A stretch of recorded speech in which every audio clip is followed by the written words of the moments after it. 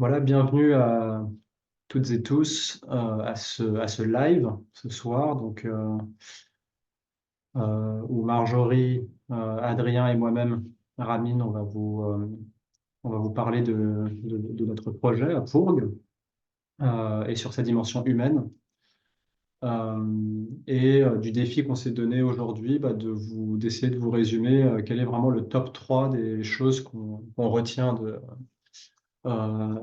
notre expérience. On s'est réunis aujourd'hui pour dégager ce top 3 de qu'est-ce qui fait qu'on a bien réussi à faire fonctionner ce projet complexe sur sa dimension humaine. Euh, donc, je vais partir du principe que il y a une partie d'entre vous qui connaissez bien Pour et qui nous suivez depuis un certain temps, mais aussi une partie, si ça se trouve, vous nous découvrez vraiment depuis pas longtemps et vous n'avez pas encore vu grand-chose sur nous.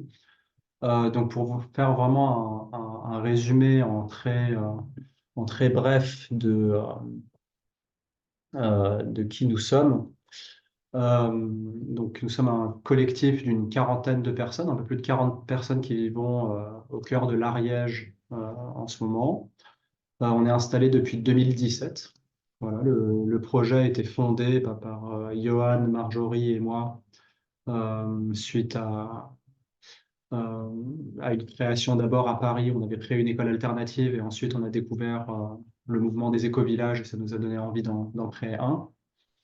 Et nous, notre lieu collectif, c'est une grande bâtisse située sur une colline avec vue sur les Pyrénées, donc il y a quelque chose d'assez joli. Beaucoup de terrain, il y a 50 hectares de terrain, donc principalement de la prairie et du bois, avec des animaux sauvages, des chevreuils. Et, euh, où la dimension agricole n'est pas si développée parce que c'est pas vraiment des terres qui sont faites pour être cultivées, c'est plutôt de la prairie pour des animaux si on en avait. Il fut un temps, il y avait apparemment 600 moutons ici. Euh, donc autour de cette bâtisse, donc il y a une grange, il y a un atelier, il y a deux petites maisons, et puis après on a développé plein de petits cocons comme ça où vivent les différents foyers. Donc des tiny houses, des dômes. Ça, c'est ce à quoi le lieu ressemble physiquement. Et puis après, en termes de pourquoi on s'est réunis pour créer un collectif, le ciment du groupe est initialement ce qui a fait qu'on s'est réunis et qui reste, on va dire, notre ligne directrice. C'est beaucoup centré autour de l'enfance.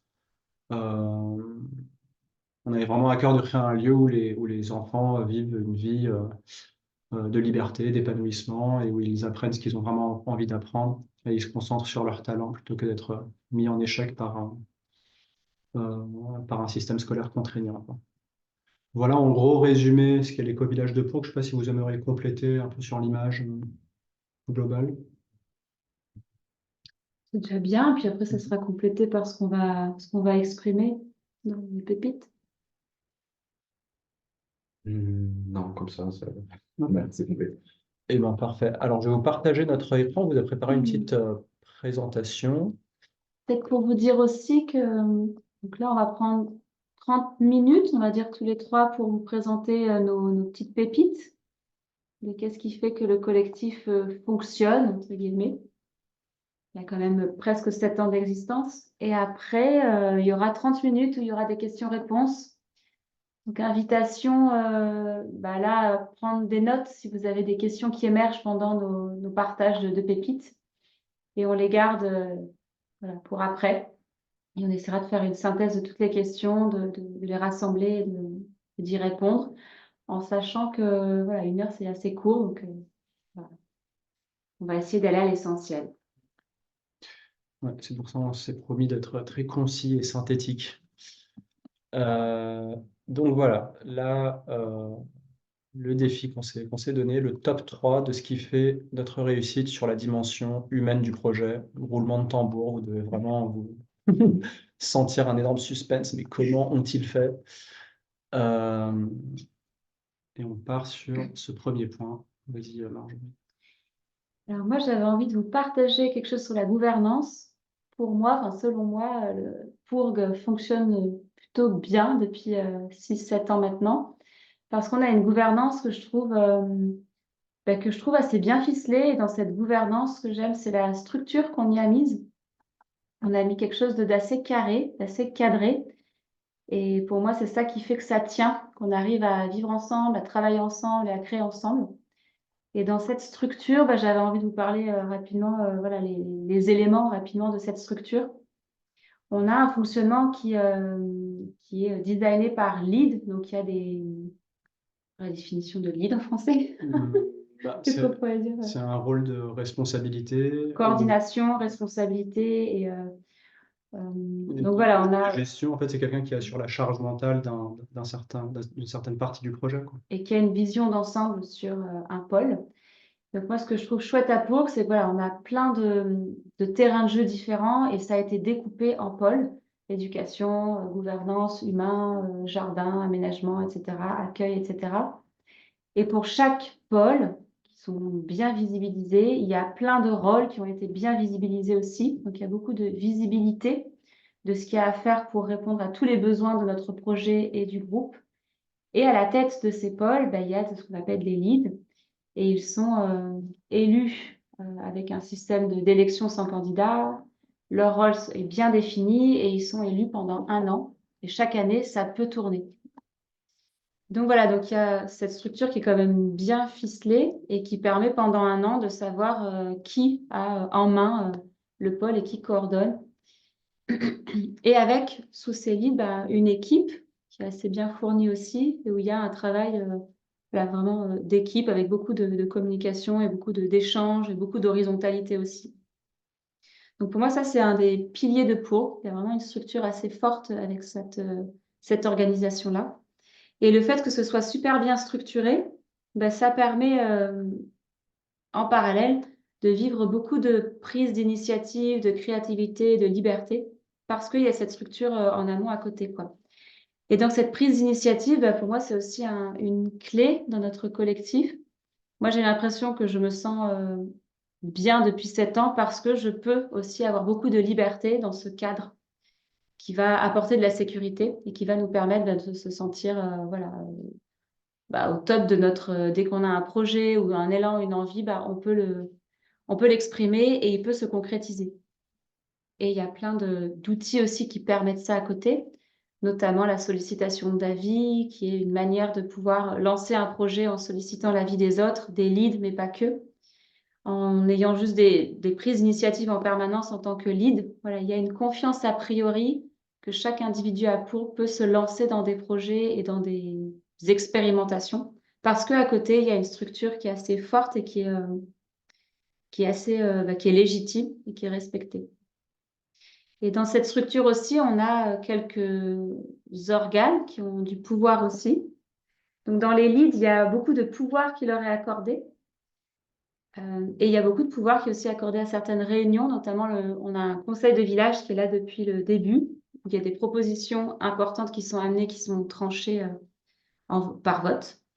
Et donc là aussi, on pourrait croire que c'est assez restrictif et un cadre assez fort, mais le fait que certaines propositions c'est comme un garde-fou, ce conseil de village, ça permet à côté de laisser beaucoup de liberté. Voilà, donc il y a pour moi cet équilibre dans notre gouvernance et qui est une clé de la réussite. Il y a beaucoup de liberté parce qu'il y a beaucoup de cadres qui est décidé tous ensemble et qui est acté et qui tourne et qui est questionnable, on peut le remettre en question aussi, quoi. Voilà, je ne sais pas sur ce point si vous avez envie de compléter avec quelque chose sur cette structure d'un côté et le côté organique. Voilà, l'organique qui est permis parce qu'il y a de la structure forte. Ouais, moi j'ai peut-être envie d'amener peut-être plus un témoignage, ou pas forcément beaucoup de théorie, mais ouais, moi c'est vrai que c'est quelque chose que j'adore, de pouvoir avoir un espace où on me fait confiance, où on m'a élu, le groupe m'a élu pour gérer un lead. Et je sais qu'à l'intérieur de ce terrain de jeu, là, cette année, c'est l'accueil, qui est du coup de gérer cette activité d'accueil. Je sais que j'ai beaucoup de pouvoir à un endroit. Et en même temps, je fais attention à prendre soin du groupe, prendre soin de tout ça, de tout le monde et des sensibilités. Et je vois que mon rôle, il est à la fois que de la coordination, mais aussi de prendre soin des injustices que ça peut générer à l'intérieur de ce lead et tout ça. En plus de plein de rôles un peu très opérationnels, de faire voilà, répondre à des mails, gérer un peu le site internet. Enfin voilà, il y a plein de choses à prendre en compte. Mais j'aime beaucoup effectivement d'avoir ce terrain de jeu et de savoir qu'à cet endroit-là, j'ai du pouvoir. Je ne suis pas obligé pour tout et pour rien d'aller solliciter tout le monde et d'amener voilà, de demander un peu l'avis de tout le monde. Et je trouve ça très agréable en fait de savoir que voilà, je suis légitime parce que le groupe m'a nommé et m'a rendu légitime. Et à cet endroit-là, c'est très soulageant quelque part à certains moments, même dans l'histoire de Pourg, où on a un peu pour tout, on devait demander l'avis un peu trop souvent à mon goût. Et là, ça m'a permis, moi, du coup, de me dire, OK, mais, du coup, les autres aussi, ils ont des leads, et ça me permet de me décharger de cette charge mentale, et du coup, d'avoir quand même à plein d'endroits, de me dire, bon, bah, ça, c'est pas mon truc, voilà, j'ai déjà assez à gérer, et ça, c'est un tel qu'il faut aller voir, c'est un tel. Et donc, ça permet de guider assez facilement, même les nouveaux, les personnes en intégration, de les guider vers les bonnes personnes, et en même temps, de se décharger de plein de choses, quoi, parce que sinon, j'ai déjà un peu le nez dans plein de choses, mais là, je l'aurais clairement dans beaucoup plus. Ce serait une charge mentale un peu compliquée à gérer, quoi.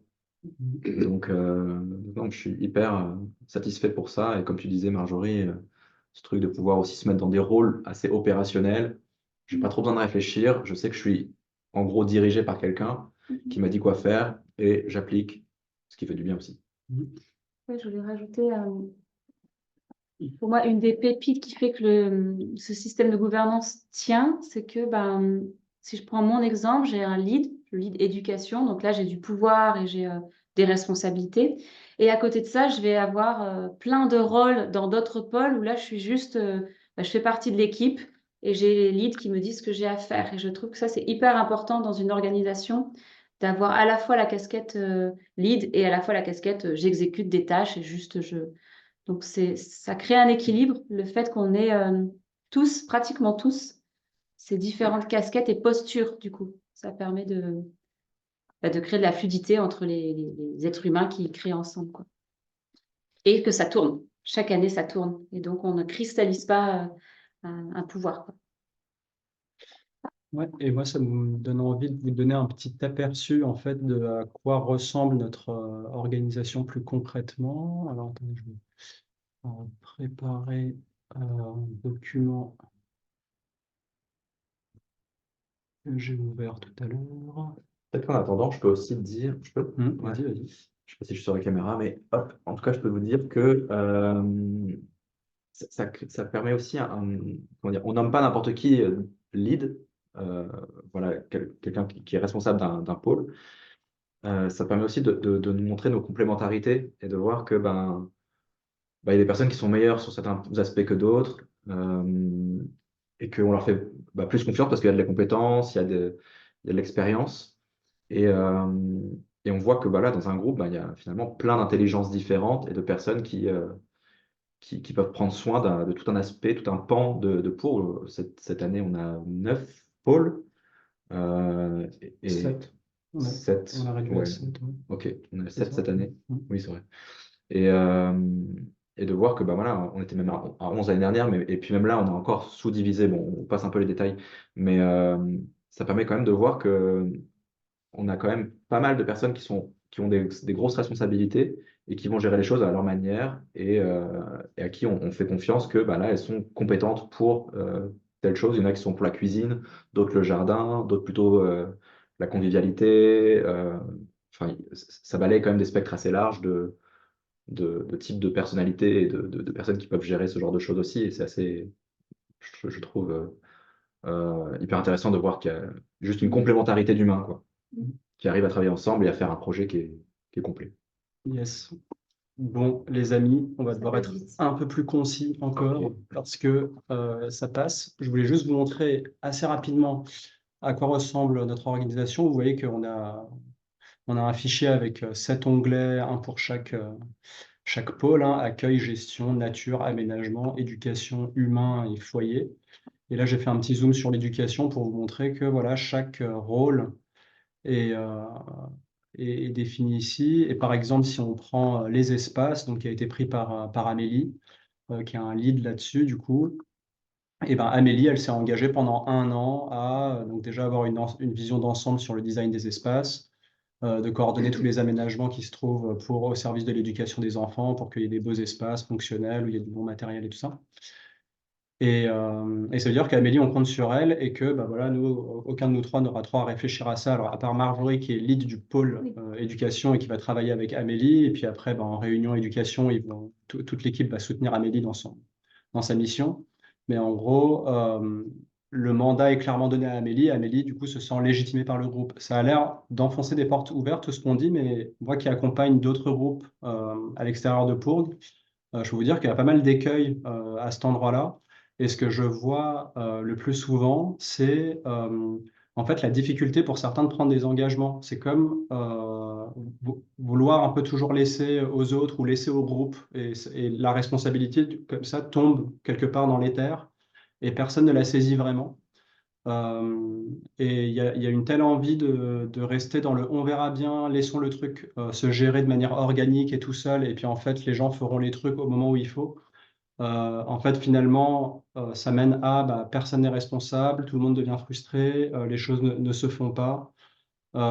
Et ça peut vraiment élever le niveau de tension dans un groupe, le fait de ne pas avoir des mandats clairs, quoi. Donc, ça, c'est une des grandes leçons que je retiens. Tu vas encore rebondir? Oui, la dernière petite chose que je voulais dire, enfin, parce que le fait d'avoir visibilisé tous les rôles, tous les besoins depuis 7 ans et d'être quand même, on est sur une base de motivation intrinsèque quand même.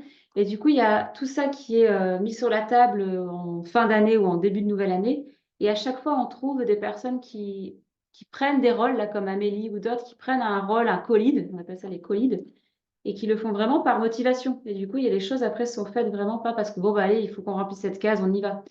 Non, on se rend compte que toutes les cases, à un moment donné, sont prises par élan et voilà, il y a assez de diversité pour que chacun s'y retrouve, quoi. Et ça permet aussi que ça tienne. Parce que si on le fait depuis un espace de il faut, bah, ça ne tient pas.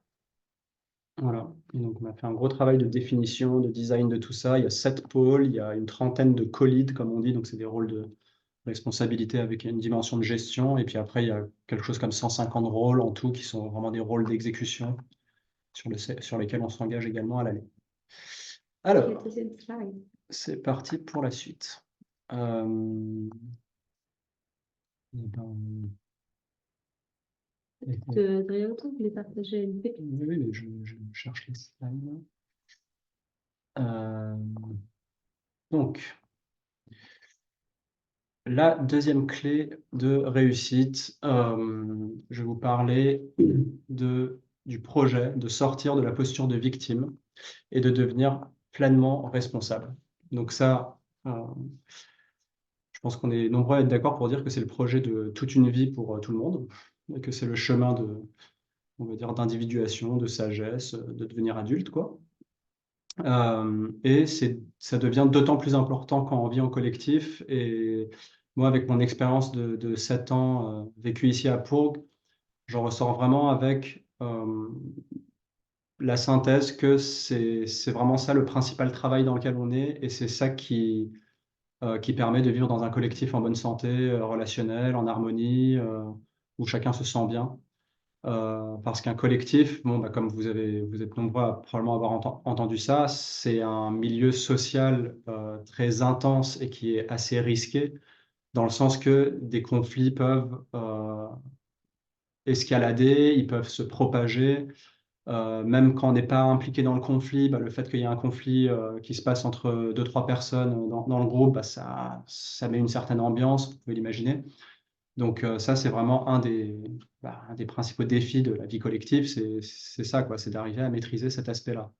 L'art de se relationner et d'aller dénouer nos problèmes. Et finalement, les problèmes relationnels qu'on a avec les autres, souvent, sont le miroir de tensions intérieures qu'on n'a pas résolues en nous-mêmes. Et nous, on en est arrivé on va dire à la conclusion que le travail qu'on fait sur nos relations est tout aussi important que le travail que chacun va faire personnellement. Et donc, c'est pour ça que j'ai parlé de ces deux dimensions, la dimension intérieure et la dimension relationnelle. C'est-à-dire qu'à Pourg, quasiment tous avons des pratiques quotidiennes de bien-être, de transformation intérieure. Euh, Moi, je vais donner parler pour moi personnellement, j'ai une pratique de yoga quotidienne tous les matins et ça vient remettre des choses à jour chaque matin de sorte que enfin, je me rends compte en sortant de chaque séance de yoga qu'il y a plein d'endroits où la meilleure solution pour que ça se passe mieux dans ma vie, c'est juste mettre plus d'espace, plus de silence et ne pas forcément aller parler avec un tel. Et puis en fait, parce qu'il y a plein de choses qui sont déjà résolues à l'intérieur de moi et j'ai plus besoin d'agir sur le monde pour que ma vie aille mieux. Donc ça a été quand même une énorme aide. Euh, ça m'a aidé à arrêter de saturer mon propre système et par extension de ne pas saturer le système euh, de Pourgue avec trop d'informations, notamment émotionnelles venant de ma part. Voilà. Et quand chaque personne du système fait ce travail-là, forcément, il y a un équilibre naturel qui s'instaure et où il y a comme une meilleure conscience de ce que le système peut absorber comme information et le besoin de bien-être du système qui passe par le bien-être de chaque personne. Après, c'est plus facile à voilà, dire qu'à réaliser. Moi, vraiment, avant cette pratique, c'était, comment dire, vraiment hors de mon contrôle, j'ai l'impression. Enfin, c'était plus fort que moi. J'avais des épisodes d'intensité émotionnelle et d'insatisfaction qui pouvaient être très, très forts, puissants et qui pouvaient durer parfois pendant 1 ou 2 semaines où je ruminais des choses dans ma tête tous les soirs et tout ça. Et, euh, et c'est pas quelque chose que je vivais avant de vivre en collectif, quoi. C'est vraiment le défi de vivre ensemble. Et puis après, sur le relationnel, ça, on a été plus rapide à la détente pour enclencher des choses dans le groupe. C'était parce que tout ce qui est transformation intérieure, il y a vraiment un virage que Pourg a pris il y a 2 ans, et donc ça, c'est plutôt récent. Mais par contre, le travail relationnel, on l'a vraiment initié en 2018, donc ça faisait à peine 1 an qu'on était là, et puis on commençait déjà à avoir des gros conflits relationnels. Et puis on a amené les cercles restauratifs chez nous et on a développé tout cet art de dialoguer, de démarcher l'autre, de lui dire, OK, j'ai quelque chose à travailler avec toi dans notre relation, il y a quelque chose qui s'est passé entre nous hier, j'aimerais bien qu'on revienne dessus. Et on a vraiment appris à ne pas laisser s'amplifier, s'envenimer, s'accumuler des choses et, euh, et avoir l'art, développer l'art aussi de tout simplement supposer le meilleur de l'autre et de se dire, OK, bon, il y a un truc que j'ai vécu qui était tendu, ça m'appartient et j'ai un truc à aller voir de pourquoi ça me stimule. Euh, et puis, je vais faire ce travail-là d'aller voir pourquoi ça me stimule en coopération avec l'autre, mais tout en le traitant comme un partenaire de coopération et pas comme quelqu'un que je vais aller, je sais pas, accuser, accabler, traiter comme une personne qui a fauté, quoi. Ça, c'est, j'ai envie de dire, une des bases de notre travail, c'est de rester toujours dans le dialogue, la coopération et de supposer que tout le monde est dans la meilleure volonté. Encore une fois, j'enfonce des portes ouvertes et ça a l'air d'être facile à dire, à faire dit comme ça, mais en fait, c'est vraiment un art qu'on a mis beaucoup de temps à développer. Euh, et après, ouais, une dernière chose que j'aimerais mentionner, c'est là, je m'en suis rendu compte récemment, encore une fois, en observant d'autres collectifs dans lesquels j'ai été, qui est que je me suis rendu compte et je me suis senti assez fier de nous à cet endroit-là. J'ai trouvé qu'on a une culture, en particulier pour une communauté qui se situe en France, une culture qui est très positive. Je veux dire, la France a quand même une culture de la négativité, du râlage et de tout ça, et que j'ai pu voir dans d'autres collectifs. Et je me dis, mais c'est hyper plombant. Dès que quelqu'un initie un projet, on voit que les points de résistance, les freins, les objections, euh, comme tous les trucs qui font que ça va pas se faire, ça va demander trop d'énergie, etc. En fait, il n'y a que des freins, quoi. Et puis, et malgré les freins, bon, on finit par faire, mais voilà. Sans être dans cette énergie d'enthousiasme. Chez nous, je sens qu'il y a quand même beaucoup d'énergie, voilà, d'enthousiasme, d'aventure, d'aller faire les choses, de croquer la vie à pleines dents, quoi, je sais pas, tout simplement. Euh, et après, pour ce qui concerne aussi l'aspect plus, on va dire, tension et conflit, on a une culture de, OK, chacun prend la responsabilité. Si je suis insatisfait d'une situation, c'est à moi d'aller créer une situation plus désirable. Et j'agis dans ce sens-là. Et, euh, et quoi qu'il arrive, j'aurai la confiance des autres et le soutien des autres pour améliorer la situation. Donc il y a quelque chose autour de ne pas rester dans l'impuissance et juste être dans la plainte récurrente et de revenir toutes les 2 semaines avec le même coup de gueule. Ça c'est vraiment quelque chose qui n'existe pas chez nous, alors que j'ai pu l'observer dans de nombreuses autres situations. Voilà, j'ai dit. Je sais pas si tu l'as dit, peut-être, je n'ai pas fait attention, en tout cas dans ce que tu partages. Pour moi, ce qui a été assez fort et c'est le fait que le point relationnel, comment dire, ce soit pris en charge, j'aime pas ce mot, mais en tout cas, c'est le collectif qui prend soin de ça et que c'est pas forcément l'individu qui doit aller toujours travailler ces trucs. Il y a vraiment le lead humain. Là, tout à l'heure, Annie nous a partagé notre découpage. Là, il y a le lead humain. Bah, son rôle, c'est vraiment d'organiser des choses pour que structurellement et collectivement, le collectif prenne soin des liens, des relations et que le collectif crée différents moments, différents outils, différents trucs pour que ça se passe et que ça se transforme. Et ça, je trouve, pour moi, c'est hyper rassurant de savoir qu'il y a la voix du collectif et une personne qui représente ça, qui va faire en sorte que ça se passe et qu'il y ait des espaces-temps créés pour ça, quoi. Donc, c'est rassurant. Voilà. C'est pas juste individuel. Comme au début de notre aventure, on s'était dit, ben, le travail de chacun, bah, c'est l'affaire de chacun. Voilà. Chacun va dans ses chaumières et travailler sur soi, son monde émotionnel et relationnel avec lui-même pour ensuite être avec l'autre de manière chouette. Bah, là, on s'est dit à un moment donné, non, en fait, collectivement, on est responsable aussi collectivement et donc on va faire quelque chose collectivement. Ouais, moi, ce qui me vient, c'est aussi, peut-être que là, ça a l'air un peu, enfin, ça a l'air complètement parfait et tout, quoi. Mais que ça a été clairement un chemin. On en est, je dirais qu'on en est là aujourd'hui, et encore, c'est dans les meilleurs scénarios. Il y a toujours des moments où ça réémerge, cette posture de victime, ou ces râlages, ou voilà, ça arrive.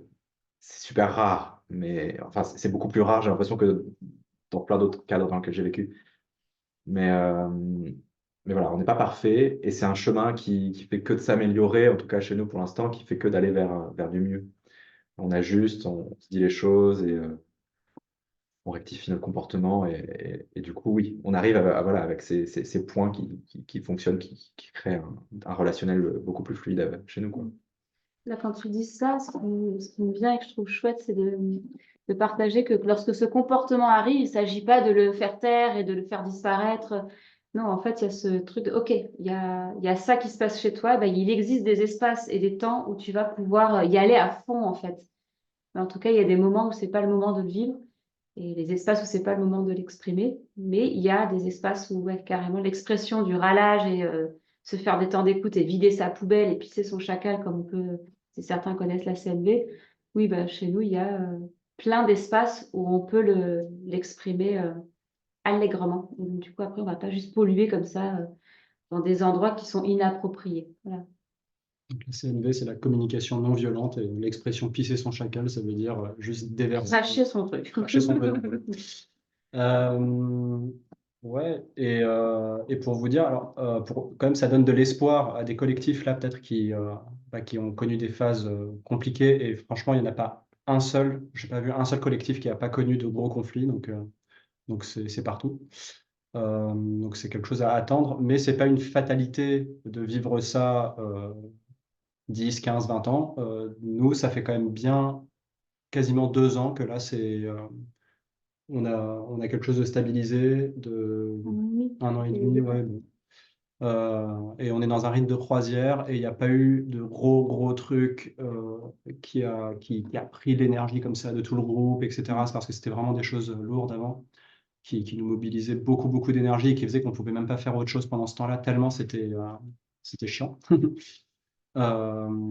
Et voilà, en fait, il y a une issue, quoi. Il y a une issue, il y a un travail à faire pour ça. Et bon, une des clés avec lesquelles on y est arrivé, c'est qu'il y a quand même eu un remaniement du groupe, des personnes qui sont sorties, des personnes qui sont entrées, et où il y a eu une meilleure cohérence dans le groupe, quelque chose qui fonctionne mieux entre nous. Il y a un meilleur match, tout simplement, entre les personnes qui s'associent en ce moment. Donc ça, c'est quand même un des aspects qui nous a beaucoup aidé aussi. Mais c'est aussi beaucoup et surtout bah, tout le travail qu'on a fait et les compétences qu'on a développées pour vivre ensemble, quoi. Ok, je vois Ok. l'heure qui tourne. Normalement, on est censé passer aux questions-réponses. On va encore prendre 10 minutes pour le dernier point. Mais ouais. Hop. Euh,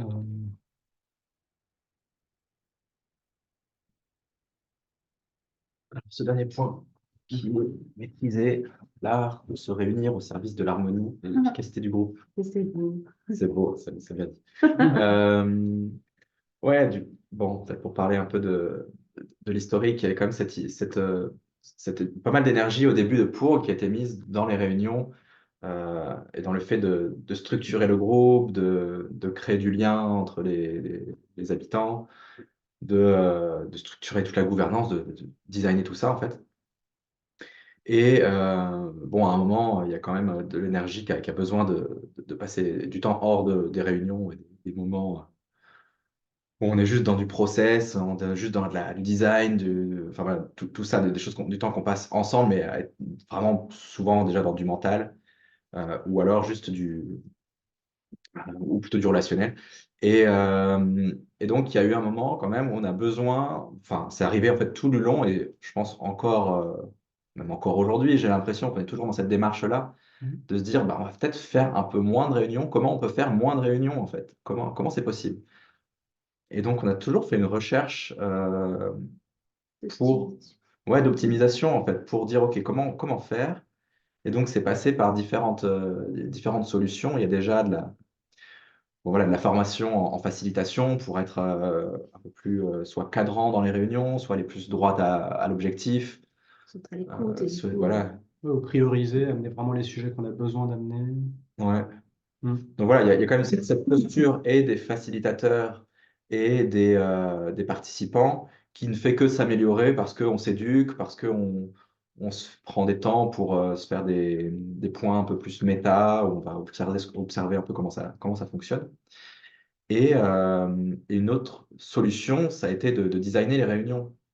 C'est-à-dire que, bah, il y a des réunions qui nous permettent de prendre soin du relationnel, de faire des bilans réguliers, de prendre soin à peu près une fois la semaine ou toutes les 2 semaines, ça dépendait des périodes, de prendre soin des tensions qui pouvaient émerger, de faire des bilans de la semaine, de pouvoir en fait faire des soupapes de moments où on est que entre nous. Voilà, donc on prend soin plutôt de l'humain, de se faire des temps d'écoute, des choses comme ça. Mais il y a aussi plein de réunions où on a commencé, enfin on a traité voilà, de l'opérationnel, de toutes les choses qui vont pas dans le quotidien, avec ces exemples des éponges ou des chaussures qui traînent en bas de l'escalier et tout ça. Et bah, ça prend du temps en réunion, ces trucs-là, et on se dit c'est pas grand-chose, mais en fait, si, ça prend du temps, et des fois, ça prenait 20 minutes, une demi-heure à débattre de ce genre de choses. Mm. Donc on s'est dit, OK, comment on fait? Bon, à la fois, c'est chouette de parler de ça parce qu'on voit que ça fait avancer des choses. En même temps, bon, est-ce qu'on a est-ce vraiment qu'on envie a de besoin passer une demi-heure à 15 ou 10 Mm. à parler des éponges ou des chaussures, quoi? Mm.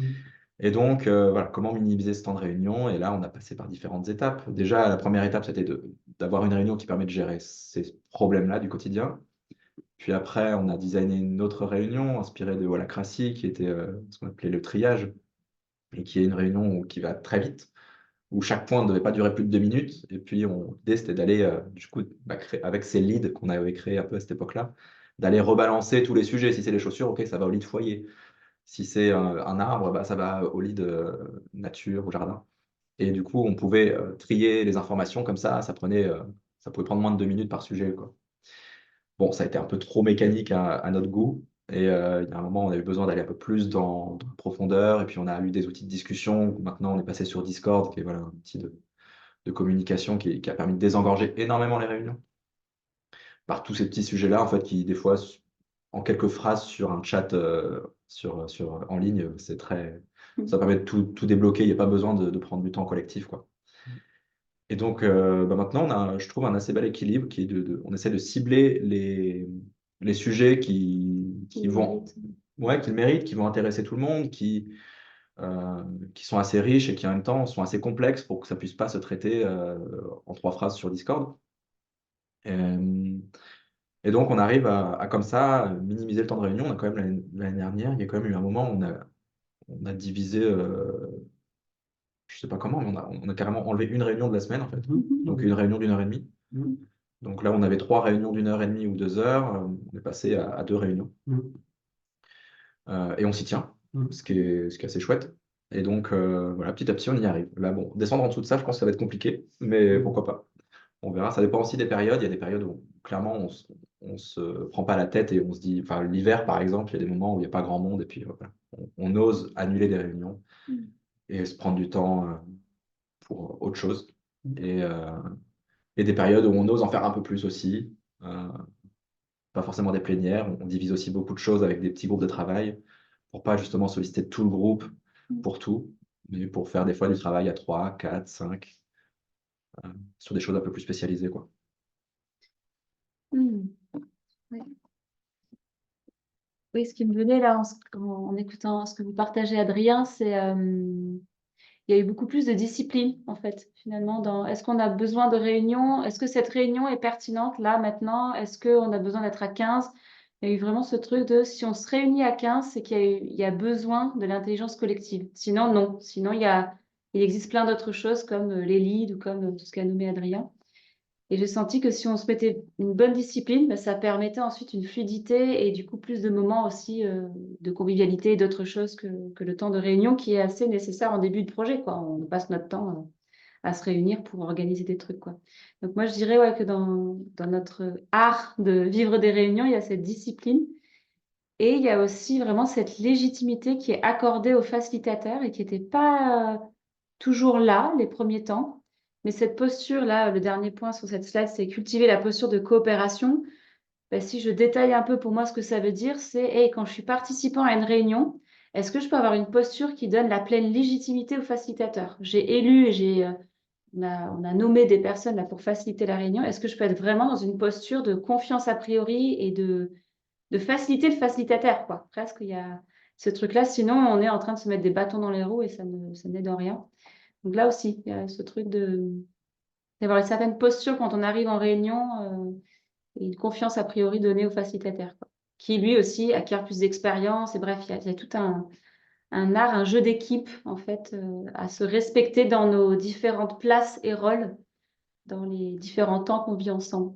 Et comme ces facilitateurs tournent et comme tout le monde a un peu de pouvoir à plein d'endroits différents, à plein de moments dans l'année, bah, du coup, tout le monde est servi et donc ça se passe relativement fluidement. Donc, je dirais ça.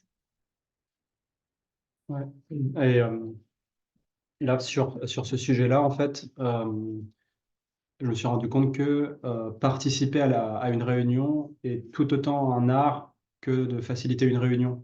Et donc dans cette formation qu'on propose, Adrien, Marjorie et moi, hein, qui s'appelle Vivre en collectif, et la prochaine session, c'est du 10 au 16 février, il y a toute une séquence de vidéos, il y a 15 heures de vidéos en fait, qui précèdent le moment où les participants viennent à Pourgue.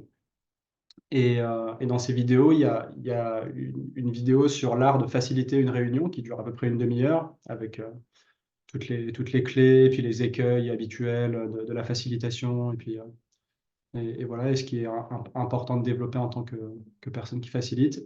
Et j'ai fait une vidéo tout aussi longue sur l'art de participer à une réunion et qui concerne bah, les postures qui sont favorables à la fluidité et à la qualité et l'harmonie d'une réunion, quoi. Donc, quand on joue tous ensemble à vivre une réunion dans un groupe, réunion qui est vraiment un espace très sensible où il y a beaucoup de non-verbal, il y a beaucoup de choses qui se passent, à chaque fois que quelqu'un prend la parole, comment chaque personne réagit, etc. Il y a beaucoup d'informations. Euh, du coup, c'est un espace un peu périlleux quand même. Euh, Bah ouais, ça nécessite une certaine délicatesse, un certain savoir-faire. Et, euh, et c'est important que tous les membres du collectif montent en compétence là-dessus et qu'on s'en remette pas juste aux quelques personnes qui savent faciliter en se disant de toute façon, il y a un papa, maman à bord sur qui on peut se reposer et puis nous, on peut juste se comporter un peu n'importe comment. Non, il y a vraiment besoin que tout le monde rentre dans ce qu'on appelle les postures de coopération. Ouais. Et qui est d'autant plus, enfin, on monte en compétence en tant que participant d'une réunion lorsqu'on exerce régulièrement bah, le rôle de facilitateur, en fait. On peut plus facilement se mettre à la place du facilitateur et être en empathie si on le vit régulièrement. Donc, voilà, c'est ça qui est important. Ouais, C'est bon pour moi. ok. Ouais. C'est bien, on s'arrête là, comme Alors, ça, on vous laisse un peu de temps. est-ce que j'ai un dernier truc à vous montrer? Ah oui, tiens, un petit truc pour le fun. Et après, on va prendre vos questions. C'est, Adrien, vous parlez de notre Hmm. serveur Discord. Donc, très rapidement, je vous donne juste un aperçu. C'est comme WhatsApp, donc comme le chat, sauf que il est beaucoup plus élaboré. En fait, il est divisé en salons et en forums et tout ça, et ça nous permet d'organiser toutes nos discussions et de résoudre tout un tas de choses sans avoir à organiser des réunions, justement. Donc là, ça se présente comme ça, sous forme de catégories. Euh, donc, par exemple, voilà, il y a la catégorie de réservation de salle. Donc, il y a des choses, il y en a qui sont en train de réserver un véhicule. Donc, il m'indique, tiens, il y a un nouveau message là-dedans. Il y a des choses sur la vie quotidienne, tout ça. Et par exemple, là, il y a la catégorie équipe. Et là, il y a un forum de discussion pour chaque pôle, quoi. Là, c'est le pôle gestion, le pôle nature, etc. Et donc, toutes les discussions sont organisées de manière à ce que je puisse aussi dire à Discord, non, mais ce salon-là, cette discussion-là, j'ai même pas envie de l'avoir, ne me notifie jamais.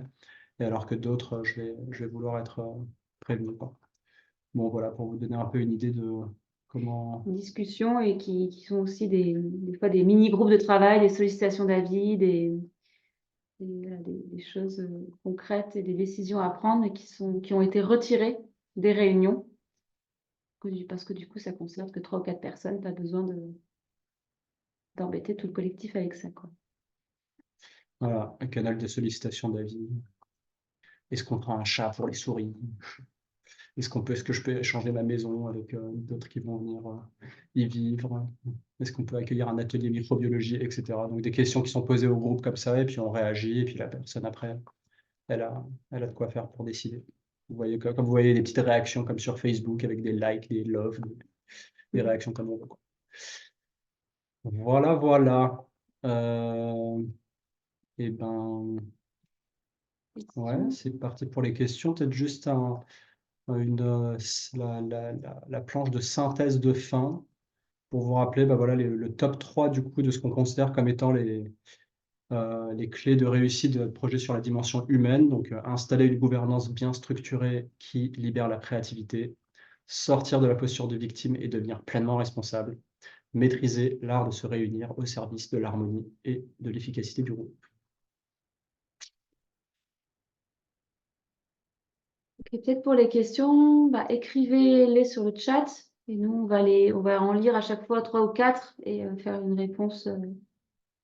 Là, pour l'instant, il y en a 2. Ouais, juste une seule question. Une seule question. Donc, première question, quelle est la place des enfants et de leur participation dans la gouvernance?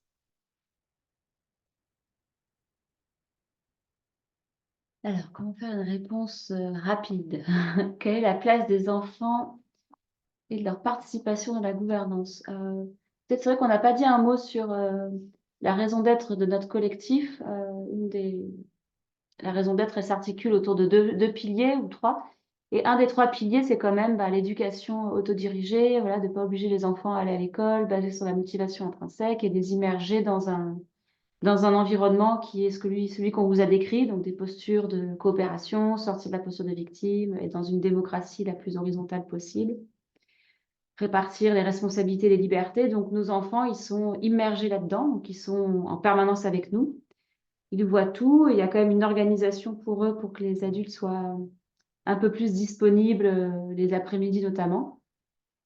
Donc la place qu'ils ont, ils vivent avec nous, ils font des trucs avec nous. On aimerait qu'ils contribuent davantage dans tout ce qui est la vie quotidienne et les responsabilités avec nous. Ça commence à venir, ça dépend des phases de l'année. Et dans la gouvernance, ils ont aussi accès. Tout est ouvert en fait, il n'y a pas de restriction, tout est ouvert et en fonction de s'ils se sentent concernés par un sujet, ils peuvent utiliser tout ça. Et nous, notre rôle en tant qu'adultes, c'est faciliter l'accès à tout ça, quoi. Donc, s'ils ont un projet, leur dire, tiens, il y a des sollicitations d'avis possibles, tiens, il y a Discord, tu peux aller voir telle personne, le lead accueil ou le lead nature pour ton projet. Voilà, on les oriente pour qu'ils puissent utiliser notre système, les outils et s'adresser aux bonnes personnes. Voilà en gros, quoi. Alors, comment faire quand il y avait avant, comment chaque membre du collectif vit au niveau financier? Donc, chaque personne du collectif, donc on a on a une activité économique collective qui subvient à peu près à la moitié de nos besoins de subsistance, et l'autre moitié assurée par chaque personne. Il y a à peu près besoin de 650 euros mensuels par adulte chez nous, et ça inclut toutes les charges liées aux enfants. Donc, chaque 650 euros par adulte par mois pour pour tout ce qui concerne le logis nourri, toute la subsistance. C'est couvert à moitié par cette activité économique de séjour, de stage. Et puis, ensuite, l'autre moitié, les activités professionnelles de chaque personne. Et puis, euh, tout le monde n'a pas évidemment le même revenu. Et du coup, la contribution mensuelle qui est versée à pour assurer cette deuxième moitié qui assure la subsistance, c'est pas chacun qui verse 350 euros par mois. La moyenne est de 350 euros, mais en fait, il y en a qui versent 150, 200 et ça va jusqu'à 900. Donc, c'est pour prendre en compte juste les ressources de chacun, les capacités de chacun, quoi. Voilà, donc comment faire quand on n'a pas confiance dans la personne qui facilite? Tu veux faire, Adrien? Je sais pas du tout ou pas. Comment faire? Bonne question, hein? Eh ben, on le C'est dit. faire gagner mon vie. Mais quand tu dis on, ça veut dire toi, c'est une personne qui n'a pas confiance ou c'est le groupe, il y a une grosse partie du groupe qui n'a pas confiance dans la personne qui facilite? Parce que On pourrait faire les deux. Oui, bon, Il y a un problème de confiance, c'est un problème de confiance. différents niveaux. Pour moi, ça va complètement dépendre déjà de la réunion. Si je peux aussi ne pas venir et laisser quelque part les autres faire, bon, je peux aussi m'en tirer un peu comme ça, mais c'est quand même un peu louvoyer. Mais bon, chez nous, ça veut dire clairement qu'il y a des choses à gérer au niveau relationnel, et donc on va aller se référer au système restauratif. Il va falloir aller débloquer ça. Donc, donc ça ne peut pas être une situation qui devrait se répéter au cours de l'année de nombreuses fois, quoi. Si ça arrive quelques fois, au bout d'un moment, si ça n'a pas été pris en main, même le collectif chez nous pourrait initier enfin, si c'est visibilisé, cette tension, si des mots sont posés, si moi j'ai pas confiance et que je le nomme, que je dis bah non, mais en fait je me sens pas bien avec vous en tant que facilitateur, et ben au bout d'un moment, que ce soit moi ou le collectif, quelqu'un va initier un process restauratif ou de médiation, quoi. En tout cas, quelque chose qu'on ne peut pas faire chez nous, c'est comme ça, du coup, sans le nommer en conscience, sans le visibiliser, commencer en plein milieu de la réunion à envoyer quelques pics, à envoyer quelques tacles à la facilitation, à venir contester sa facilitation par-ci et ce qu'elle dit par-là, et donc de montrer tous ces signes de méfiance et de manque de confiance en la facilitation, mais sans en parler franchement dans un espace adapté. Donc la réunion elle-même n'est pas faite pour ça déjà, pour avoir à gérer ce manque de confiance. Et donc, il y a besoin d'initier des choses dans des espaces adaptés. Donc oui, donc ça sera différé. Mais si en amont, il y a, par exemple, tous les jeudis, on a des réunions sous différents thèmes et c'est à chaque fois des facilitateurs nouveaux enfin, on change de facilitateur. Et si je sens que j'ai une tension avec quelqu'un relationnel que j'ai pas encore transformé et que du coup, le jeudi, on va vivre quelque chose, je sais pas, un tissage de lien et que le facilitateur, c'est cette personne-là, je peux aussi en parler en toute authenticité. On a beaucoup ce truc chez nous d'être capable de se montrer et de nommer.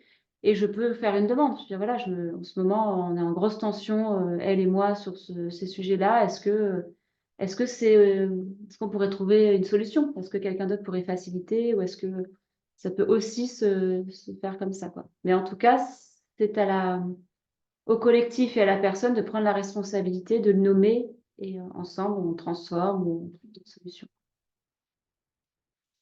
Alors, un mot sur les mouvements importants d'entrée et sortie dans l'année 2023. Donc voilà, il y a eu effectivement une année où il y a eu beaucoup de départs. Alors après, ces départs-là ne se sont pas décidés cette année, et ils se sont quasiment tous, sauf un, décidés l'année dernière déjà, et donc ils étaient déjà dans les bacs. Et après, alors il y a deux familles de quatre, un couple et une personne seule qui sont partis. Et on va dire il y a une personne avec qui la relation était vraiment très compliquée depuis le début et où il y avait des problèmes récurrents. Il y a eu une dizaine de cercles restauratifs et on n'y est jamais arrivé. On a fini par lui demander de partir. Euh, Ce qui a beaucoup choqué l'autre famille de quatre et ça a un peu provoqué leur départ, même si, bon, évidemment, c'était pas que pour ça et qu'il y avait d'autres choses qui faisaient que, voilà, elles avaient vécu leur cycle. Euh, Après, il y en a le couple qui est parti, mais c'est vraiment parce qu'ils avaient un autre projet, puis ils n'étaient pas vraiment arrivés à Pourgue pour la raison d'être de Pourgue elle-même. Voilà. Et puis après, une autre qui est partie due à une séparation, enfin, euh, et qui est partie un peu fâchée avec certains, mais sans plus. Donc il y a eu vraiment un des départs qui était vraiment avec grand fracas, on va dire, mais tout le reste, c'était plutôt, ça y est, on arrivait à la fin d'un cycle et puis c'était le moment d'aller vers autre chose, quoi. Il y avait Euh, aussi les enfants de ces familles qui avaient envie de vivre autre chose. oui. Et du coup, la motivation était aussi de donner, de répondre aux besoins des enfants qui avaient envie de tester autre chose dans l'éducation, dans leur vie, quoi. Et après, pour ce qui est des arrivées, de toute façon, départ ou pas départ, nous, on avait envie d'intégrer, on avait envie de lancer une campagne d'intégration, d'avoir du monde. Ça veut dire que même si ces personnes étaient restées, on était prêt à accueillir cette dizaine de personnes supplémentaires. Donc en fait, nous, cette année, probablement qu'on va continuer à faire campagne pour avoir du monde qui rejoint Pourgue, parce on pourrait bien encore accueillir 5 à 10 personnes supplémentaires, et on verra après, quoi. Euh, et après, alors pour les arrivées, on a mis en place un processus d'intégration maintenant où on est très sélectif, hein, clairement. Enfin, il y a une trentaine de foyers qui étaient intéressés cette année et qui ont candidaté. 8 avec qui on a testé une immersion d'un mois. Et finalement, il y a 4 foyers qui sont là vraiment pour une période d'un an, quoi. Euh, donc, euh, et oui, ça se passe vraiment très très bien avec eux parce qu'on se connaît mieux nous-mêmes, on sait mieux comment choisir les personnes avec qui ça va matcher, et on a tendance à le savoir de plus en plus rapidement en fait. Il y a vraiment une culture de groupe qui s'est installée, une identité de groupe qui fait que le groupe arrive à sentir vraiment intuitivement assez aisément maintenant si ça va le faire avec une personne ou pas, quoi. On est devenu très pertinent là-dedans. Je sais pas si t'as un truc à ajouter, là. Non, rien à ajouter. C'est- Ok, bon, c'est pas trop le sujet du jour, mais si, quand même, allez, on va voir. Attends, il y avait pas un truc avant. Non. Donc, qui s'occupe de la scolarisation des enfants? Certains parents ont-ils fait le choix de les mettre à l'école du village? Alors déjà, nous, on ne fait pas des choix pour nos enfants, ça c'est peut-être un truc intéressant à préciser d'entrée de jeu. On est plutôt dans une logique d'échanger avec eux et puis on les voit vraiment comme des partenaires de vie et on ne leur impose pas, il n'y a pas un choix qui leur tombe dessus, que ce soit celui d'aller à l'école ou de ne pas aller à l'école en fait. Donc c'est toujours une sorte de concertation permanente. Voilà. Même si par défaut, on est quand même un rassemblement de familles en instruction en famille, euh, à la majorité, quoi, enfin, presque tous. Et, et à la question, est-ce qu'ils ont testé l'école du village? Ben, il y a une année où ils étaient 5-6 à tester. Ils avaient envie, ils sont arrivés un matin, ils ont dit, bon, on va aller tester l'école en bas, on veut voir ce que c'est, on a envie de faire notre expérience. Donc ils y sont allés, certains 2 semaines et d'autres 6 mois. Et pour le moment, et il y en a, oui, il y en a aussi 2 autres qui vont au collège-lycée cette année. Donc il y a 2 ados qui ont eu envie de tester le collège-lycée. Alors, il y en a un, c'est vraiment par choix, et la deuxième, c'est parce que, bon, voilà, vu ce qui se passe en ce moment avec l'instruction en famille, ben, les parents ne se sentent plus forcément d'assumer ce combat et voilà, de se confronter à tout ça, quoi. Et bon, elle a arrêté le collège, elle a quand même réarrêté depuis quelques mois, là. Il est retourné, ouais, ça bouge. Ah ok, d'accord. Ça bouge. Voilà, en tout cas, ça bouge. C'est toujours des discussions entre les parents, les enfants et les contraintes aussi administratives, inspection, quoi. Ok. Donc, qui s'occupe? Bah, chaque parent, chaque famille s'occupe de l'instruction et il y a quand même collectivement des choses qui sont organisées puisqu'on vit tous ensemble. Donc, des choses sont proposées, on est libre, on propose voilà, des choses et on vit des choses avec les enfants des autres aussi, quoi. Est-ce que vous avez des seniors dans le collectif et quelles sont leurs places en tant que lead dans le groupe Ok, voilà. Oui, alors c'est assez récent. C'est vrai que pendant un long moment, on n'a juste pas attiré vers nous de seniors. On sait pas trop pourquoi. Probablement parce qu'on donnait l'image, je sais pas, avec nos photos de collectif, d'un collectif très jeune, avec des familles, avec jeunes enfants, ce genre de choses. Peut-être que le début du projet donnait vraiment une image comme ça et que ça donnait peut-être pas envie aux seniors de venir. Et en fait, dans la campagne de recrutement qu'on a lancé l'année dernière, on a explicitement dit qu'en fait, on cherche ce genre de profil. Et là, du coup, il y en a quand même plusieurs qui sont venus vers nous, et dont un couple et une dame seule qui sont arrivés depuis novembre et janvier, là, et avec qui ça se passe super bien. Donc là, c'est un peu le début de ça, et on est très content de ça. Et leur place dans le groupe, pas vraiment de différence par rapport aux autres en termes de participation dans les activités. Je veux dire, ils sont intégrés comme tout le monde euh, dans le bain du collectif et puis de tout ce qu'il y a à faire. Et ils sont très actifs d'ailleurs et très volontaires. Euh, et ce qu'ils apportent vraiment de différent par rapport aux autres générations, c'est ça, c'est un peu difficile à décrire, c'est subtil, mais c'est une certaine énergie, c'est une manière d'être.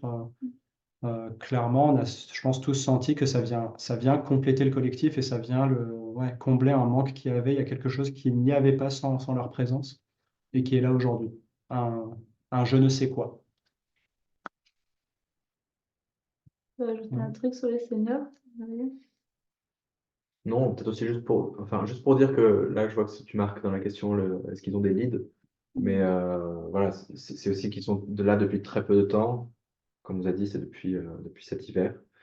Et donc, chez nous, les leads sont donnés aussi à on élit des personnes qui sont vraiment intégrées dans le projet. Et comme la période d'intégration est d'un an, il n'y a pas de possibilité, mais dans un an, on en reparle. Et puis, probablement qu'ils auront une place. Ouais, sachant qu'on peut faire exception à cette règle qu'on vient de faire d'ailleurs avec deux personnes qui sont là depuis 4 5 mois, mais Rien à dire, voilà, qui ont pris des leads parce qu'on voyait que vraiment on avait le besoin et vraiment ils étaient Mm. prêts, frais, disposés. Enfin voilà, quoi, tout était réuni pour ça. Donc Mm. voilà. Et là encore, quand Rémi, tu t'entends dire ça, ce qui me vient dans une des clés de notre collectif là, de réussite, c'est on a des règles. Voilà, on s'était dit, bah, on ne donne pas de lead à des personnes qui arrivent. Ça, c'est une règle, on va dire, par défaut. Et après, il y a le vivant qui fait qu'on s'adapte en fonction aussi des besoins et de ce qui émerge. Et là, on s'est dit, bah, OK, on va quand même faire des exceptions. Il y a de la souplesse dans cette structure. Donc, on a fait des exceptions parce qu'en fait, bah, toutes les conditions étaient réunies. Donc, allons-y, quoi. On va oser dépasser nos règles, quoi, parce elles sont là, si elles sont là quand elles sont à notre service, mais on n'a pas envie de les avoir juste parce qu'elles sont là, quoi. Voilà.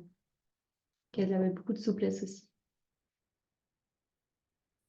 Est-ce que nous accueillons des seniors comme bénévoles pour découvrir notre collectif? Alors, que vous soyez senior ou pas senior, on accueille des personnes dans un format qu'on appelle les séjours immersifs solidaires. Vous pouvez regarder ça sur notre site. Euh, et puis, euh, et puis c'est une manière de venir vivre le collectif sur une certaine période. Et il y a différentes missions qui sont proposées que vous pourrez mener à nos côtés, quoi, au service du lieu. Donc oui, il y a des possibilités de venir participer à l'aventure. Ouais. Mm. Et en tout cas, là, l'opportunité la plus proche de venir nous voir et qui est vraiment liée au thème de cette soirée, hein, c'est de venir nous rejoindre notre formation qu'on organise tous les trois, donc du 10 au 16 février, qui s'appelle Vivre en collectif. Et donc ça permettra d'approfondir bien plus loin. Enfin, vous pourrez expérimenter tous les outils dont on vous a parlé, le conseil du village, mais aussi comment fonctionne notre système de sollicitation d'avis, comment est-ce qu'on transforme les conflits chez nous, donc toutes les postures, et on passe vraiment par la pratique et l'expérimentation. Et c'est un séjour immersif, donc, donc sur place, le fait d'être sur le lieu et de côtoyer aussi tous les autres habitants, ça permet aussi d'intégrer pas mal de choses. bref, il y a toute cette expérience qu'on propose du 10 au 16 février. Il reste, il me semble, 4 places. Donc voilà, il n'y en aura pas pour tout le monde là, qui est là ce soir. Donc il ne faut pas trop tarder à prendre des places parce que je pense que ça va être complet là d'ici 1 ou 2 semaines, quoi. Et puis, est-ce qu'il y aura d'autres formations comme celle-là? Alors oui, il y en a. Donc il y a la même qui se répétera en juin. La billetterie n'est pas encore ouverte. On l'ouvrira quand celle de février sera complète. Du 9 au 15 juin. Ouais. Oui, après, il y a plein d'autres formations. Il y a des formations sur l'éducation, sur tout ce qui est leadership, gouvernance, et puis plein d'autres sur le bien-être, Ayurveda, yoga. Il y a plein de choses que finalement, chaque villageois propose. Ça aussi, une des pépites, je trouve, de Pourg, c'est qu'on est un lieu où on permet à chacun vas-y, tu veux faire ton activité, quelque chose qui te plaît, et tu peux aussi te rémunérer pour ça et t'exprimer pour ça, bah vas-y, tu peux créer ta semaine et te tester, expérimenter des choses, quoi. Donc voilà, chaque villageois avec sa couleur propose des choses à Pau. Et après, il y a toutes ces semaines de séjour vacances aussi, où ça, c'est pas des formations, c'est juste vous venez vivre 1 semaine avec nous. Et les séjours solidaires, comme disait Rémi. Notre saison de séjour de vacances, séjour immersif, ça commencera au mois d'avril, Mm. le 14 avril.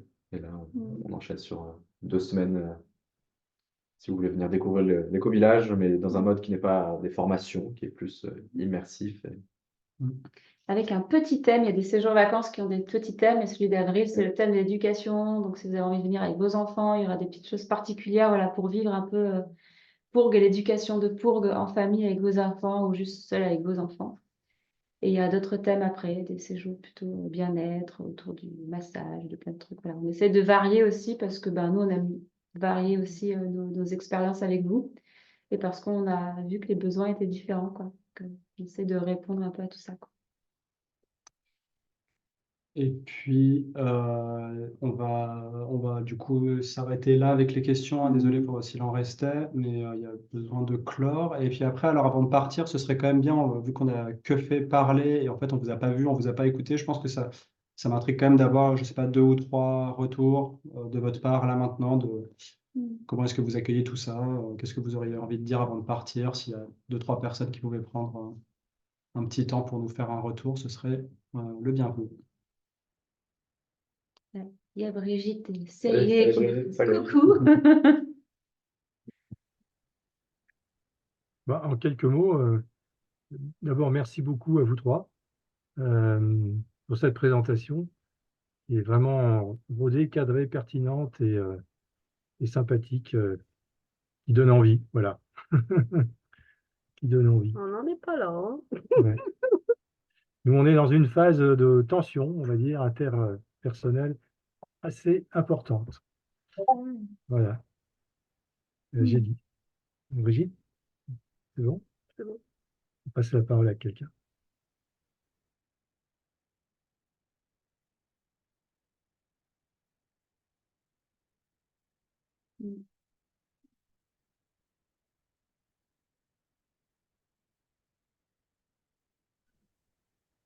Mika de l'Aérium, tu veux dire un petit mot? Salut, coucou. Dans le noir. Bien, oui, merci pour votre présentation. J'ai entendu parler de Pourg depuis quelques années. Aujourd'hui, j'ai vraiment une première expérience de contact avec vous. Pourquoi j'ai posé ces questions en tant que senior? C'est parce que moi, j'ai vécu entre 21 et 28 ans en communauté, collectif. Donc, j'ai une vie collective. Mais actuellement, ma difficulté, c'est de trouver le lien entre ces jeunes comme vous qui avez construit ces collectifs avec votre vision du monde et moi qui, avec l'expérience, je ne sais pas si vous comprenez ce que je veux dire, c'est il y a 40 ans, on voyait les mondes différents, hein. Et moi, j'ai vécu dans des collectifs de Steiner pendant 7 ans. C'était très cadrant, mais j'ai beaucoup aussi appris et j'ai beaucoup apprécié. C'était à l'étranger, hein, c'était pas en France. Et j'ai beaucoup apprécié la fraternité qu'il y avait entre nous. Mais c'est sûr qu'au niveau des réunions, de la facilitation, tout ça, À l'époque, ça n'existait pas. Mm. C'était un peu pyramidal. Mm. À l'époque, à partir du moment où nous, on apprenait énormément de choses à vivre ensemble, hein, c'était des grands, grands collectifs. Je ne sais pas si vous avez entendu parler de ces collectifs-là. Non? Non. Ça s'appelait Camp Hill et ça avait été créé dans les années 50. Et les premiers en Écosse, en Irlande, et après, ça s'est multiplié. Et voilà, moi, ce qui m'intéresse, c'est de découvrir des collectifs d'aujourd'hui, comment vous fonctionnez, et rencontre entre jeunes et familles et les seniors. Donc, merci. Merci pour votre expérience et votre tâche. Merci. Je vois Monica Monica. qui lève la main. On terminera. Oui, Bonjour. bonjour, Monica et Lionel, donc de 06 Planète. Ah oui, Bonjour, Ramine, Ashley, bien. J'ai changé, alors certains l'ont lu de pas, oui, il y a peu de nouvelle année, on présentait un peu notre parcours de 3 ans, qui n'a pas toujours été facile. Alors j'ai écouté avec beaucoup d'intérêt évidemment tout ce qui a été dit et qui me paraît tout à fait pertinent. Si je devais faire une analyse un peu de la difficulté par rapport à votre expérience, elle s'est située d'une part dans le manque des outils. Nous n'avions pas la maîtrise au départ, que nous n'avons toujours pas la maîtrise d'ailleurs. Premier point, donc, on s'est lancé dans ce projet avec une conviction tout à fait très forte, mais sans expérience ni l'un ni l'autre de collectif et des outils. Déjà, la première chose, c'est mieux à la limite de se former bien avant de se lancer dedans. Bon. Le deuxième point, c'est que vu la multiplicité des choses qu'on a faites, puisqu'on a cherché à ouvrir plusieurs sites, donc le site en Dordogne où on est, le site en Bourgogne, il y en a un qui vient d'être signé dans le 05, près de l'Italie, là, décembre, donc il y a un troisième qui est en cours. On a beaucoup travaillé sur un site dans les gorges du Verdon, où on est allé assez loin sur le projet, mais on n'a pas eu les autorisations préfectorales de résidence permanente sur le site. Donc, c'est un projet qui a pris beaucoup d'énergie, mais qui n'a pas abouti. Et donc, ceci pour dire que dans notre lieu précis, en Dordogne, par contre, on n'a pas fait le travail de structuration, de règles, de tous ces règlements et cette structuration qui est nécessaire parce que les gens arrivent et finalement, comme il n'y a rien d'écrit, rien d'organisé, c'est normal, chacun va y voir un peu ce qu'il veut ou ce qu'il voudrait faire et les divergences apparaissent très vite. Alors que dans le deuxième site en Bourgogne, là, ils ont fait un gros travail de structuration et donc, alors que nous, on a fluctué, on est monté, on est redescendu, seulement 5 sur le site, donc on est monté à 10 à un moment donné. Sur l'autre site, 5, 14 enfants ou quelque chose comme ça. Hein. Donc, ils sont beaucoup. Plus très bien. ouais, on a du mal à t'entendre On vous parfois. entend plus très bien. Ah, alors, je vais continuer peut-être juste pour la caméra. Voilà. Peut-être que ça va améliorer le... Ouais, c'est mieux, ouais.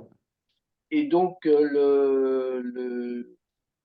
perdu l'image de mon côté, mais du coup, voilà, ils ont été créés un an après. Nous, on a été créés en 2021, eux en 2022. Et ils ont appris également de nos erreurs et puis ils ont mieux travaillé. Donc, maintenant, ils sont assez nombreux. Voilà, donc deuxième expérience, ça. Et troisième, quand même, qui me frappe, c'est que le processus de sélection des candidats qui est structuré. 30 candidats, 8 ont passé un mois, 4 finalement passent en mode intégration. Et là, c'est quand même bien pour. J'espère que je reviens toujours en ligne. Et donc, on n'a pas eu de bon filtrage. Donc, évidemment, si on n'est pas clair sur notre fonctionnement et qu'il n'y a pas ce travail préalable, donc je retiens aussi que votre travail de convergence pour qu'en fait ce soit les bonnes personnes qui viennent vers vous est pertinent. Et donc ça aussi, c'est un travail qui est devant nous à faire. Donc ça qu'il vous a fallu un certain temps pour arriver à trouver votre équilibre. Et j'espère que nous aurons la résistance suffisante pour arriver à ce moment d'équilibre que l'on souhaite évidemment. Et ce que je veux dire, c'est qu'il y a un certain nombre de personnes qui sont passées ici, qui sont parties, et je pense qu'on a souffert et je pense qu'ils ont souffert. Je pense que c'est notre faute et de leur faute. Enfin, tout ça est en général partagé. Il n'y a personne qui est vraiment entièrement coupable. Mais j'ai bien aimé quand même aussi quelque chose qui était mis en avant, qui était sortir de la posture de victime. Et ça, c'est quand même quelque chose qu'on a souvent rencontré. Et ça pose beaucoup de problèmes parce que, bon, on a constaté qu'il y a des gens qui sont dans cette position victimaire ou ceux qui pensaient en arrivant en village que c'était la communauté qui allait résoudre leurs problèmes personnels. Et comme tu as dit à un moment donné, Ramin, à travers le yoga, tu as tout un travail en fait de développement personnel quelque part à faire et que tu peux pas déléguer. Ça peut pas être les autres qui résolvent tes problèmes, c'est chacun doit se prendre en charge. Et ça aussi, c'est un autre cas qu'on a trouvé assez fréquemment, que les gens espéraient que le collectif allait les aider, alors que, avouons qu'un éco-village, c'est une machine à laver émotionnelle. On vit en un mois les émotions qu'on vit dans une vie normale en un an. Donc, faut déjà être bien ancré et avoir fait un travail pour résister à ces ascenseurs émotionnels permanents. Voilà, enfin, en tout cas, je ne sais pas si ce que je dis est permanent, mais pertinent, pardon. En tout cas, c'est ce que je ressens. Voilà, Merci. j'ai dit de Merci dire. beaucoup. On va aller Non, vers la fin de ce live. Je vois qu'il merci. y a encore une personne qui a levé la main. Christine, peut-être qu'on t'écoute, Christine, brièvement, et puis après, on va vous souhaiter une bonne soirée. Merci pour votre partage. Merci. Oui, alors merci. Bonjour. Bonjour. Amine. Ah oui, salut. Et donc, on venait voir, on était absent toute une partie de l'an dernier, donc on n'a pas beaucoup suivi. On avait fait la formation avec Ramin, on était dans le collectif de Les Champs de l'Aube, etc. Je ne sais pas si tu te souviens, Ramin. Ah bah oui, évidemment. Voilà, donc on était absent une partie de l'an dernier, on n'a pas suivi, donc on était là et merci pour cette soirée, ça nous donnait l'occasion d'avoir de vos nouvelles et des changements et voilà, il y avait toute une partie curiosité et on lâche pas le morceau, on a bien l'intention de continuer, voilà. En tout cas, merci pour le partage de votre expérience et où vous en êtes. Avec plaisir, merci du retour. Merci. Et juste, j'aimerais annoncer à tout le monde que cet homme que vous avez en face organise quand même des expéditions en Antarctique. Là, je peux vous dire que le film que j'ai Pareil. passé sur Ushuaia. Ah, Eh ben, ok. Donc voilà, à l'occasion. Ok.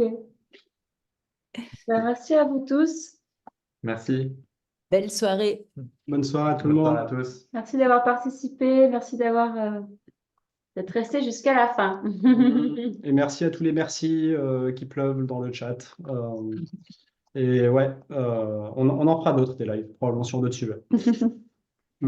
À bientôt. Au revoir. À Pourvoyeur. Bonne soirée.